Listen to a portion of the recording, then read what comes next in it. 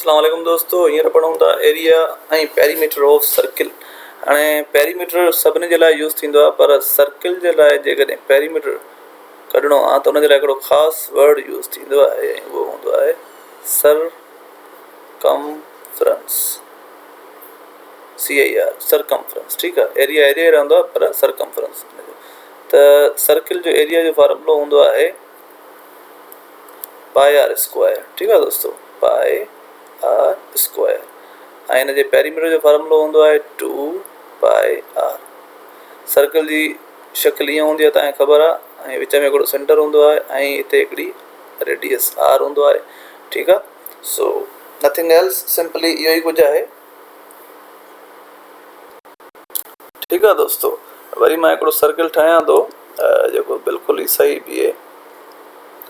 ठीकु आहे, हाणे दोस्तों हिते हिकिड़ो सेंटर हूंदो आहे, उन सेंटर खां वेंदे कहिड़े बि पासे हलिया वञो त उनखे चइबो आहे रेडियस। ठीकु आहे, भले हेॾे वियो आहे, तव्हां हेॾे हलिया वञो, पर जे हाणे हेॾे बि हिकिड़ो ॿियो रेडियस पाए छॾियो त हे बि थी वेंदो रेडियस, त छा थी वेंदो डबल रेडियस। त डायामीटर जो तव्हां नालो ॿुधो हूंदो कॾहिं, त डायामीटर एक्चुअली 2R हूंदो आहे। जॾहिं डबल रेडियस थी वेंदो आहे त उहो आर थी वेंदो आहे, सॉरी उहो डायामीटर थी वेंदो आहे। ठीकु आहे, या वरी अगरि तव्हांखे पेपर में क्वेश्चन में एरिया जे लाइ आर त ॾिनो वेंदो, मिसाल 2 थी वियो, पर तव्हांखे डी ॾेई छॾे 4, तव्हां हिन में आर कीअं कढंदव? डी जेकॾहिं 4 ॾेई छॾे त हुन जो आर कीअं हूंदो?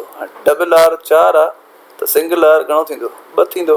यानी जॾहिं डायमीटर तव्हांखे डायमीटर मिले त उनजो अधु कंदव, तव्हांखे रेडियस मिली वेंदो। डायमीटर जो अधु रेडियस हूंदो आहे, सॼो डायमीटर आहे न, त हिन जो अधु छा थींदो? रेडियस थींदो। सो उमेदु आहे तव्हांखे थोरो घणो ई हिन जो सम्झ में आई हूंदी ॻाल्हि। त हाणे पाण हलूं था क्वेश्चन करणु। ठीकु आहे, हिकिड़ो सर्किल ठाहियूं था,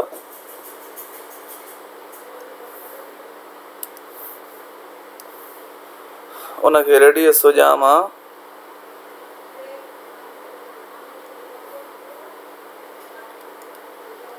14 सेंटीमीटर। ठीकु आहे, 14 सेंटीमीटर जो रेडियस अथसि। हाणे जेकॾहिं मूंखे एरिया ॻोल्हणो आहे त एरिया छा हूंदो आहे? पाए आर स्क्वायर। अच्छा, पाए छा हूंदो आहे? पाए हिकिड़ो फिक्स्ड वैल्यू हूंदो आहे, जंहिंखे असां चवंदा आहियूं 22/7। सो पाए जी जाइ ते तव्हां 22/7 रखंदव ऐं आर जी जाइ ते रखंदव 14, ऐं 14 जो करे छॾींदव स्क्वायर, त हे थी वेंदो 22/7 ऐं 14 जो स्क्वायर थी वेंदो आहे 4 × 16, 1 4 4 9 8 6 9 1 196। वरी थोरो कंफर्म करे वठूं त 14 जो इहो थींदो या न थींदो। हा सही, 196। हाणे टेबल हणंदासीं 1 7 7 ऐं इन ते ॾिसूं लॻे थी, डिवाइड बाय 7 कयूं त 28 दफ़ा थी लॻे।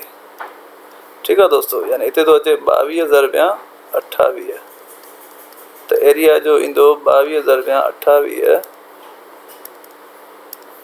616।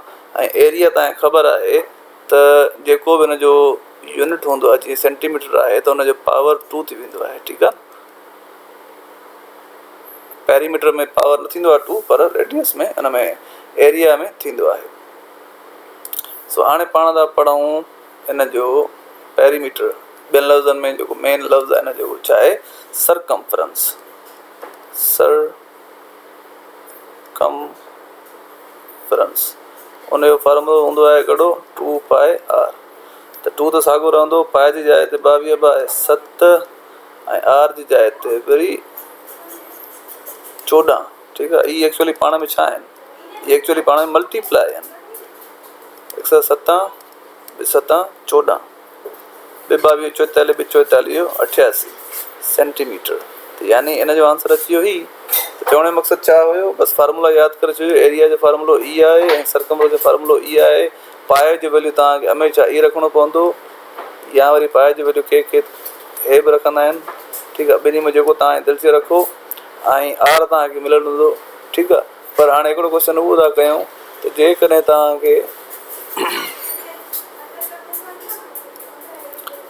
मिलियल हुजे रेडियस, रेडियस मिलियल हुयो, हाणे कयोसीं रेडियस न हुजे मिलियल, तव्हांखे मिलियल हुजे डायामीटर, त पोइ तव्हां छा कंदव? मिसाल डायामीटर इज़ 14, ठीकु आहे।